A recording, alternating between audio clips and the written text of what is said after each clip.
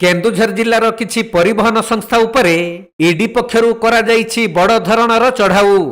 तेबे एही चढ़ाऊ पछरे रहिथिबा सूचना अनुसार पश्चिमबंग स्थित एक घरोई स्टील प्लांट रे ईडी चढ़ाऊ करिबा परे सही कारखानार कारबार रे संपृक्त थिबा केन्दुझर लुहापथर परिवहन संस्था उपरे ईडी चढ़ाऊ करिछि, जहाँकि पश्चिमबंगर एक घरोई स्टील प्लांट सहित संपृक्ति थिबा केन्दुझर सहर स्थित कनक ट्रांसपोर्ट कार्यालय रे मध्य ईडी चढ़ाऊ करिछि। आउ पश्चिमबंगर सही कारखाना को एही परिवहन संस्था केबेठारू और केते परिमाणर खनिज पदार्थ परिवहन करिछि समस्त दस्तावेज जांच करिछि ईडी। तेबे ए संपर्क में ईडी अधिकारी किंबा संपृक्त परिवहन संस्था ठारू कौनसी प्रतिक्रिया मिली पारि नहीं।